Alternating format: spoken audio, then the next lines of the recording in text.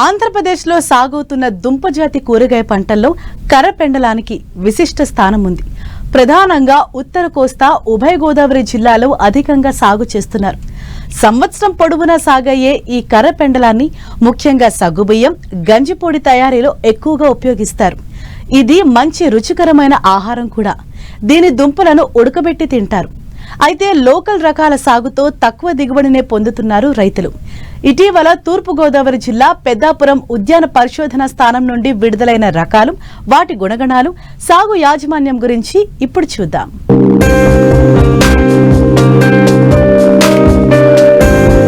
వాణిజ్య సరళిలో సాగు చేసే దుంపజాతి కూరగాయ పంటల్లో కర్రపెండలం ప్రధానమైనది.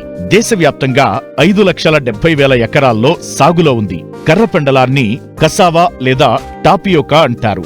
ఇది ఉష్ణమండలపు పంట. అధిక తేమ, ఉష్ణోగ్రత గల వాతావరణం సాగుకు అనుకూలంగా ఉంటుంది. సరైన వర్షపాతం గల మెట్ట, కొండ ప్రాంతాల్లో వర్షాధారంగా ఆరుతడి పంటగా సాగు చేయవచ్చు. నీటి ఎద్దడిని బాగా తట్టుకుంటుంది. ఏజెన్సీ ప్రాంతాల్లో అధికంగా సాగులో ఉన్న ఈ పంటను ప్రధానంగా తూర్పుగోదావరి జిల్లా పెద్దాపురం డివిజన్లో అధికంగా సాగు చేస్తున్నారు. జూన్, జూలై మాసాల్లో ఈ దుంప పంటను సాగు చేస్తారు. డిసెంబర్ నుంచి మార్చిలోపు దుంప తీతకు వస్తుంది. దీని పంట కాలం రకాన్ని బట్టి 7 నుంచి 10 నెలలు ఉంటుంది. కర్రపెండలం దుంపల్లో పీచు పదార్థంతో పాటు పిండి పదార్థం ఎక్కువగా ఉంటుంది. వరి పండని ప్రాంతాల్లో దక్షిణాఫ్రికా వంటి దేశాల్లోని ప్రజలకు కర్రపెండలం ప్రధాన ఆహారం. దీని దుంపల నుంచి తయారు చేసిన పౌడర్ను వస్త్ర పరిశ్రమలో షైనింగ్ కోసం వాడతారు. అలాగే సగ్గుబియ్యం, జిగురు తయారీ, పశువుల దాణా తయారీ పరిశ్రమల్లోనూ ఇథనాల్ తయారీకి ఎక్కువగా ఉపయోగిస్తారు.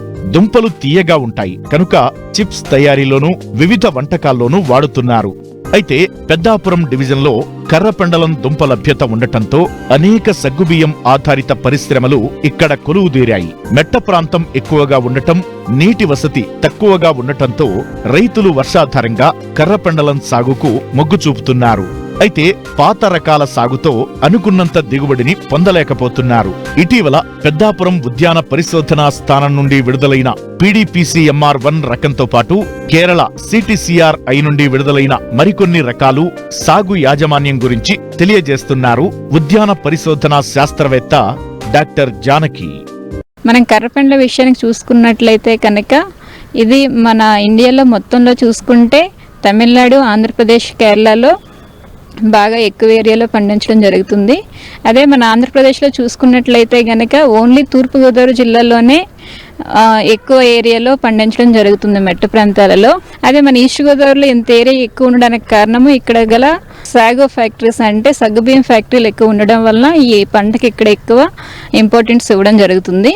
ఇది మనం ఎక్కువ విత్తనం ద్వారా కాకుండా ఓన్లీ కర్ర సెట్స్ అంటాము, కర్ర ద్వారానే మాత్రమే ప్రవర్ధన చేయడం జరుగుతుంది.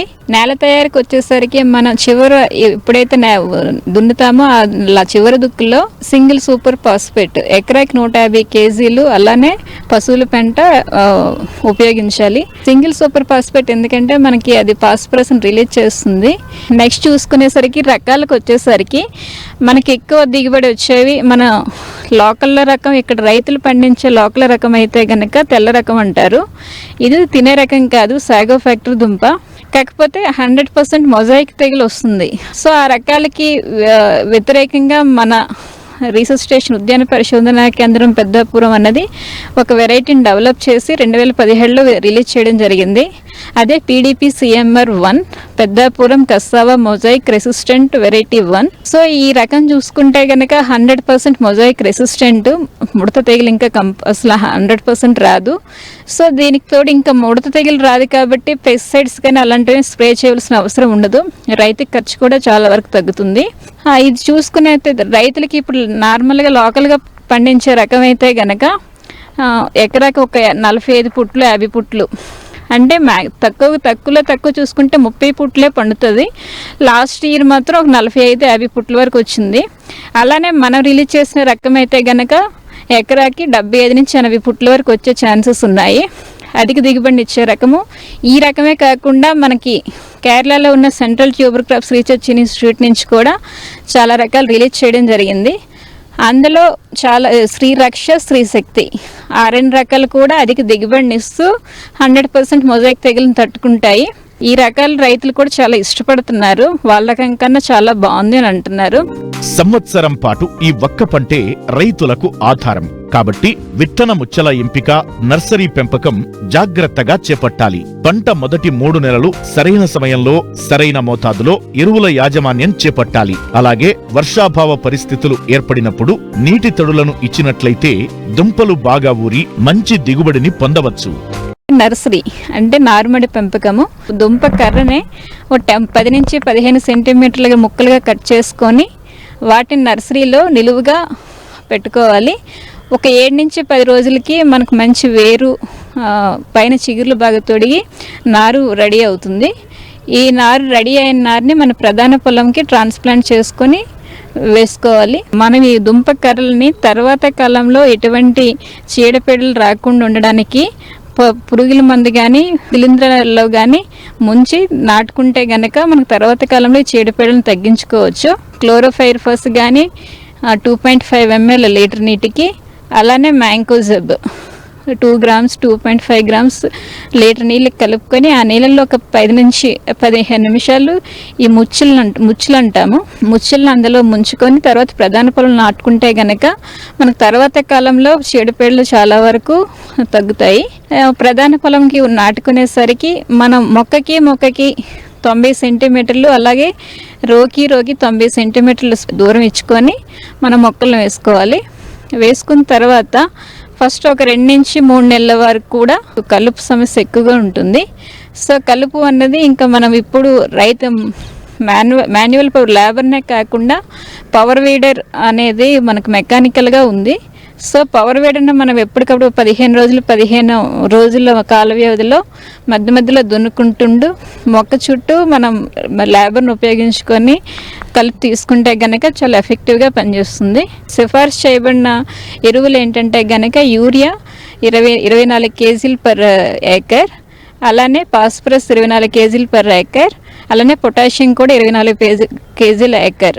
ఈ ఎరువుల్ని యూరియా, పొటాషియం మాత్రం 30, 60, 90 రోజులకి, నాటిన 30 రోజులకి, నాటిన 60 రోజులకి, నాటిన 90 రోజులకి 3 స్ప్లిట్ డోసెస్ కింద 3 సమాన భాగాలుగా చేసి అప్లై చేసుకోవాలి. ఇరిగేషన్స్ ఒక 15 నుంచి 20 రోజులకి కాల వ్యవధిలో వాటరింగ్ చేసుకోవాలి. లాంగ్ డ్యూరేషన్ ఏదో షార్ట్ డ్యూరేషన్ ఏదో చూసుకొని ఆ కాలానుగుణంగా మనం హార్వెస్ట్ చేసుకోవాలి. హార్వెస్ట్ చేసుకునే ముందు మనం పైన కర్రలు ఉంటాయి కదా, ఆ కర్రలు నరికేసి అవి మనం నెక్స్ట్ ఇయర్ కర్ర కింద, అంటే నెక్స్ట్ ఇయర్ పంటకి మళ్ళా విత్తన కర్రగా వాడుకోవడానికి దాన్ని కట్టలుగా కట్టి ఏదైనా ఒక చెట్టు నీడలో కానీ నిలువుగా నిటారుగా మనం గుట్ల కింద పేర్చుకోవాలి. మధ్యలో ఆ గుట్టలు స్కేల్స్ ఇన్సెక్ట్స్ అని, వైట్ ఫ్లైస్ అని చెప్పి, లేకపోతే మీలీబగ్, పిండి నెలలు అంటారు, అవి ఎక్కువ వచ్చే ఛాన్సెస్ ఉన్నాయి. సో మధ్యలో ఒక 20 రోజులకో నెల రోజులకో గుట్ట విప్పుకొని క్లోరోఫైరిఫాస్ మధ్యలో స్ప్రే చేస్తూ ఉంటే మనకు విత్తన కర్ర సేఫ్గా ఉంటుంది. విత్తన కర్ర గుట్లుగా వేసుకున్న తర్వాత మన కిందన ఉన్న దుంపలను అయితే గుణపంతో కొంచెం లూజ్ చేసి పైనకి లాగితే మొత్తం దుంపలన్నీ వచ్చేస్తాయి. దుంపలు వచ్చిన అదే రోజు కానీ నెక్స్ట్ రోజు కానీ వెంటనే మనం సాగో ఫ్యాక్టరీకి తరలించవలసి ఉంటుంది. అలానే ఇప్పుడు ఓన్లీ మనకి దుంప పంట నుంచి వచ్చి దుంప అనేది ఓన్లీ సాగో ఫ్యాక్టరీకే కాకుండా దుంపను పైన పీల్ చేసుకొని చిన్న ఎండు ముక్కలుగా కట్ చేసుకొని ఎండబెట్టుకుంటే ఒక 6-7 నెలలు ఈజీగా మనం నిల్వ చేసుకోవచ్చు. అదే స్టార్చ్ ఫ్యాక్టరీలకు కానీ ఎప్పుడైనా ఆ రేటు బాగుండేటప్పుడు మనకు అమ్ముకోవడానికి ఈజీగా ఉంటుంది. దుంప ఉపయోగాలు పక్కన పెట్టుకుంటే గనక మన కసావ ఆకులు అని చెప్పి రైతులు చాలా వరకు మన పశువులు మేతకే ఉపయోగిస్తారు. కానీ దీనిలో ఆకుల్లో ప్రోటీన్ కంటెంట్ చాలా ఎక్కువ ఉండడం వల్ల సెరికల్చర్కి కూడా ఉపయోగించడం జరుగుతుంది. సెరికల్చర్లో కూడా పట్టుపురుగుల పెంపకానికి కసావ లీవ్స్ బాగా వాడతారు. మెయిన్ ఈ క్రాప్ ఇంపార్టెన్స్ ఏంటంటే మన ఇరిగేషన్ ఉన్నా లేకపోయినా బతికేస్తుంది. సుమారుగా ఒక 30-40 వేలు ఎకరాకి సరిపోతాయండి. రైతు నార్మల్గా వాడకపోతే అంత కూడా అవసరం ఉండదు. మొదటి 3 నెలలు మాత్రమే మనకు ఖర్చు ఉంటుంది. అది దుంప తీయడానికి కూడా ఎకరాకి ఒక 5,000-6,000 అయిపోతుంది, సరిపోతుంది. సాగో ఫ్యాక్టరీ వాళ్ళు నేను జాయిన్ అయిన 2016 నుంచి 1000 రూపాయలకు సంవత్సరం పెట్టారు. 1500 ఒక సంవత్సరం ఉంది, 1200 ఒకటి ఉంది, లాస్ట్ ఇయర్ 1350 ఉంది. ఈ సంవత్సరం ఎంత ఉంటుందో తెలీదు. వాళ్ళ సాగో ఫ్యాక్టరీ వాళ్ళు డిసైడ్ ఆ ముందు సంవత్సరం 850 ఉంది. వాళ్ళు డిసైడ్ చేసిన దాన్ని బట్టి మనకి వీళ్ళు గ్రాస్ ఇన్కమ్ వస్తుంది. స్వల్పకాలంలో పంట చేతికొచ్చి తక్కువ నీరు శ్రమతో రైతుకు మంచి ఆదాయాన్నిచ్చే పప్పు జాతి పంట మినుము 3 కాలాల్లో సాగు చేసుకోవచ్చు. అంతర పంటగా కూడా వేసుకొని అదనపు ఆదాయాన్ని పొందే అవకాశం ఉంటుంది. ప్రస్తుతం ఖరీఫ్లో మినుమును జూన్ 15 నుండి జూలై 15 వరకు వేసుకోవచ్చు. రబీ పంటలు వేయబోయే రైతాంగాన్ని తొలకరిలో మినుము సాగు అనుకూలంగా ఉంటుంది. విత్తనం వేసిన దగ్గర నుండి సరైన యాజమాన్య పద్ధతులు పాటిస్తే అధిక దిగుబడులు పొందవచ్చంటున్నారు వరంగల్ ప్రాంతీయ వ్యవసాయ పరిశోధనా స్థానం శాస్త్రవేత్త డాక్టర్ పల్లవి.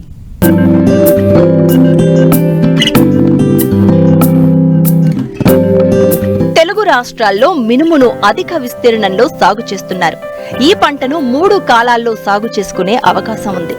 ఆంధ్రప్రదేశ్లో 12.5 లక్షల ఎకరాల్లోనూ, తెలంగాణలో 3,75,000 ఎకరాల్లో సాగవుతుంది.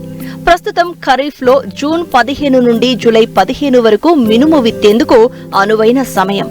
మురుగునీరు లేని నేలలు, చౌడు నేలలు తప్ప తేమను పట్టి ఉంచే అన్ని రకాల భూముల్లో సాగు చేయవచ్చు. ఎకరాకు 6 నుండి 8 కిలోల విత్తనం సరిపోతుంది. అయితే విత్తనం ఎంపిక దగ్గర నుండి పంట కోత దశ వరకు సమగ్ర యాజమాన్య పద్ధతులు పాటిస్తే మంచి దిగుబడులను తీయవచ్చంటున్నారు వరంగల్ ప్రాంతీయ వ్యవసాయ పరిశోధనా స్థానం శాస్త్రవేత్త డాక్టర్ పల్లవి.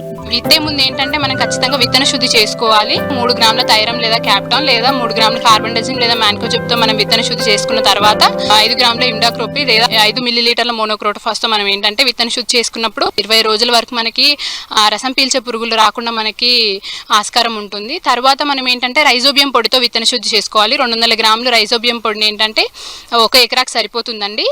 మనకి 6 నుంచి 8 కిలోలు ఏదైతే చెప్పానో 1 ఎకరాకి, ఆ విత్తనానికి మనం ఈ రైజోబియం పొడితోని విత్తన శుద్ధి చేసుకోవాలి. ఈ విత్తన శుద్ధి చేసుకున్న తర్వాత మనం ఏంటంటే ఈ ఫాస్ఫరస్ సాల్బలైజింగ్ బ్యాక్టీరియా అని కూడా దొరుకుతుందండి. మనకి 2 కేజీలు మనకి ఫాస్ఫరస్ సాల్బలైజింగ్ బ్యాక్టీరియా ఒక 200 కేజీలు ఎరువులో కలిపేసుకొని మనము చివరి దుక్కిలో మనం ఇలా చల్లుకున్నట్లయితే ఏదైతే మనకి భాస్వరం ఏదైతే ఉందో మనకి అందుబాటులో లేనటువంటి భాస్వరాన్ని ఈ బ్యాక్టీరియా ఏం చేస్తుందంటే మనకి అందుబాటులోకి తీసుకొచ్చి మనకి మొక్కకి అందించడం అనేది జరుగుతుంది. పప్పుధాన్య పంటలు కాబట్టి మనకి విత్తన శుద్ధి చేసుకోవడం వల్ల అధిక దిగుబడులు పొందడానికి ఆస్కారం ఉంటుంది. విత్తనాలను కల్టివేటర్ తో కానీ గొర్రుతో కానీ విత్తుకుంటే మొక్కల సాంద్రత అధికంగా ఉండి మంచి దిగుబడి వచ్చే అవకాశాలు ఉంటాయి. సమగ్ర ఎరువుల యాజమాన్యంతో పాటు సకాలంలో కలుపును నివారించాలి. 1 ఎకరాకు 2 టన్నుల పశువుల ఎరువు లేదా 20 కేజీలు యూరియాతో పాటు ఒక 125 కేజీలు సింగిల్ సూపర్ ఫాస్ఫేట్ అనమాట 1 ఎకరాకి. అవి లేనప్పుడు లేదంటే ఒక అరబస్తా డిఏపి మనం ఏంటంటే చివరి సాల్లో కానీ లేదా మొలిచిన తర్వాత కానీ మనం ఏంటంటే వేసుకుంటే మనకి అధిక దిగుబడికి ఆస్కారం ఉంటుందన్నమాట మినుము పంటలో. అదే కలుపు చూసుకున్నట్లయితే మనకి మినుము పంటలు ఏంటంటే ఒక 25 రోజుల వరకు మనం కలుపు కీలక దశ అనమాట. మనం వేసుకున్న తర్వాత ఏంటంటే మనకి 24 నుంచి 48 గంటల లోపల విత్తిన తర్వాత అనమాట లోపల మనం ఏంటంటే పెండిమితలిన్ స్టాంప్ అని దొరుకుతుందండి. 1.3 లీటర్లు అనమాట 1 ఎకరాకి ఒక 200 లీటర్ల నీటిలో కలిపి పిచికారీ చేసుకోవాలి. మనం ఏంటంటే ఇది పిచికారీ చేసుకునేటప్పుడు మొలకెత్తే ముందు ఏంటంటే అది భూమి మొత్తం తడిచేలాగా పిచికారీ చేసుకోవాలండి. 20 నుంచి 25 రోజులప్పుడు ఏంటంటే మనము వెడల్పాకు కలుపు మొక్కలు కనుక ఎక్కువగా ఉన్నట్లయితే ఇమజితపైర్ పర్షూట్ అని దొరుకుతుందండి. 300 మిల్లీలీటర్లు 200 లీటర్ల నీటి కలిపి పిచికారీ చేసుకోవాలి. ఒకవేళ గడ్డి జాతి కలుపు మొక్కలు కనుక ఎక్కువగా ఉన్నట్లయితే క్విజలోప్రోపిథైల్ 400 మిల్లీలీటర్లు లేదా ఫెనరాక్సిప్రోపిథైల్ అంటే విప్ సూపర్ అని దొరుకుతుందండి. అది 250 మిల్లీలీటర్లు ఒక 200 లీటర్ల నీటికి కలిపి మనం 1 ఎకరాకి పిచికారీ చేసుకున్నట్లయితే మనకి ఏంటంటే ఈ కలుపు సమర్థవంతంగా నివారించబడుతుంది.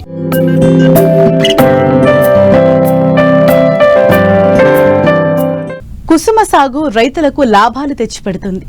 మార్కెట్లో వీటికి డిమాండ్ పెరగటంతో రాను రాను ఈ పంట సాగు విస్తీర్ణం పెరుగుతోంది. తక్కువ పెట్టుబడి, అతి తక్కువ సాగునీటితో ఈ పంట పండుతుండటంతో సంగారెడ్డి జిల్లా రైతులు యాసంగిలో కుసుమను సాగు చేపడుతున్నారు. ఇతర పంటలతో పోల్చితే మంచి లాభదాయకంగా ఉందంటున్నారు రైతులు.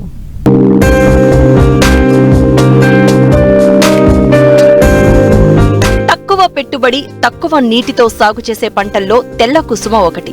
దీన్ని పొడి నేలల్లో ఎంచక్కా సాగు చేసుకోవచ్చు. ఏక పంటగానే కాకుండా శనగ, ధనియాల్లో అంతర పంటగా కూడా సాగు చేసుకోవచ్చు. ప్రపంచంలో సుమారు 50 దేశాలకు పైగా దీన్ని సాగు చేస్తూ ఉండగా ఎక్కువగా నూనె తీయించేందుకు ప్రాధాన్యమిస్తున్నారు. అంతేకాదు చేతికొచ్చే వరకు వేచి ఉండకుండా పువ్వుల ద్వారా కూడా అదనపు ఆదాయాన్ని పొందే అవకాశం ఉండడంతో సంగారెడ్డి జిల్లా జహీరాబాద్ మండలం రంజోడ్ గ్రామ రైతులు కుసుమ సాగు చేపడుతున్నారు.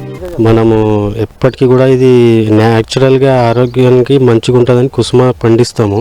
పోయిన సంవత్సరం కూడా పండించాము. ఇది మన ఇంటి కోసం, ఇది ఎప్పటికి కూడా ఇదే నూనె వాడతాము. ఇది చాలా మంచిది ఉంటుంది ఆరోగ్యం కోసము. తెల్ల కుసుమ అంటారు దీన్ని. అది 20 కిలోల మనకు వచ్చేది 8-9 క్వింటాల్ వస్తుంది. అది ఒక్క క్వింటల్కి మనకు 26 కిలోలు 25 కిలోలు నూనె వస్తుంది ఒక క్వింటల్కి. మార్కెట్లో ఇప్పుడు దీని ధర 7,000 దాకా ఉంటుంది, 6-7 దాకా ఉంటుంది క్వింటల్కి. పురుగు మందు వాడినాము, ఖాళీ అది దోమ అవుతుంది. దోమ పురుగు ఏమన్నా ఉంటే తేనె, అది చాలా తేనె ఎక్కువ అవుతుంది దీనికి.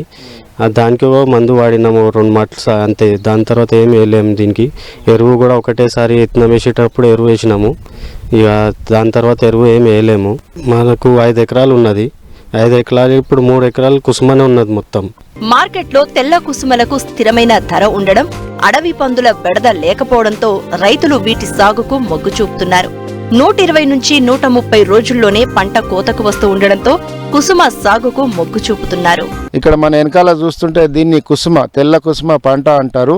ఇది యాసంగిలో అంటే రబీ లోపల సాగు చేస్తారు. ఇది కేవలము భూమిలో ఉన్న తేమను తీసుకొని చలి నుండి పంట అనేది సాగు చేస్తుంటారు ఎక్కువ శాతము.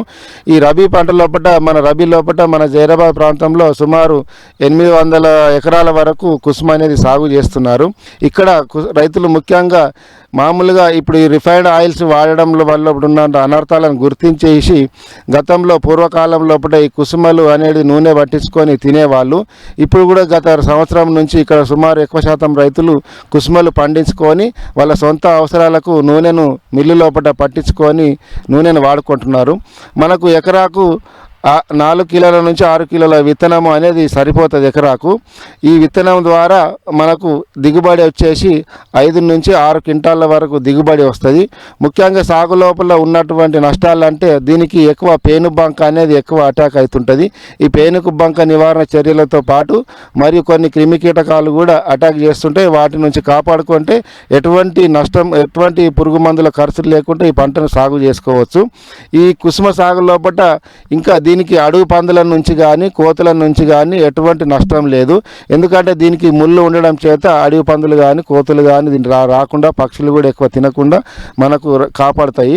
అదేవిధంగా ఈ కుసుమ అనేది బార్డర్ క్రాప్ కింద, మిగతా పంటలకు బార్డర్ క్రాప్ కింద వేయడం వల్ల కూడా ఈ కుసుమ ముళ్ళు కుచ్చుకోవడం చేత అడవి పందులు రాకుండా కూడా ఉంటాయి. ముఖ్యంగా ముందు కూడా ఈ కుసుమ సాగు విస్తీర్ణం పెరిగే అవకాశం ఉన్నది. ఎందుకనగా ఈ పాత పంటల వైపు రైతులు ప్రజలు మళ్ళడం చేత కుసుమ మిల్లులు అనేటివి చాలా పెద్ద మొత్తంలో ఇక్కడ ఏర్పాటు చేయడం జరిగింది. కుసుమ వల్ల ఇంకా ఇప్పుడు ఉదాహరణకు కొలెస్ట్రాల్ పెరుగుదల కానీ, గుండెపోటు కానీ, షుగర్ బీపీ ఉన్న వాళ్ళు కూడా ఈ కుసుమ నూనెను వాడడం చేత ఆరోగ్య ప్రయోజనాలు ఉన్నాయని చెప్పేసి రైతులందరూ గుర్తించేసి ఈ సాగు చేయడం ముఖ్య ఉద్దేశం. ఇక్కడ ఈ కుసుమలను నూనె కొరకు మిల్లులో పట్టియగా వచ్చినటువంటి పిండి ఏదైతే ఉన్నదో దాన్ని పశువుల మేతగా రైతులు ఉపయోగిస్తారు. మనకు మార్కెట్లో కూడా పశువుల దాన కింద దీన్ని అమ్మడం వల్ల 2 విధాలుగా ఉపయోగం ఉన్నదని చెప్పేసి తెలియపరుస్తున్నాం.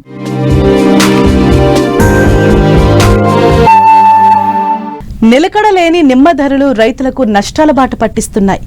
కాయల కోత సమయంలో మంచి ధరలు పలుకుతున్నాయి. మార్కెట్కు చేరగానే ఒక్కసారిగా పతనమవుతున్నాయి. దీంతో అన్నదాతకు పెట్టుబడి కూడా గిట్టుబాటు కాని పరిస్థితులు ఎదురవుతున్నాయి. అయితే వ్యాపారులు మాత్రం వివిధ ప్రాంతాలకు నిమ్మను ఎగుమతి చేసి కోట్లు గడిస్తున్నారు. ధరలను శాసిస్తూ రైతు శ్రమను యథేచ్ఛగా దోచుకుంటున్నారు.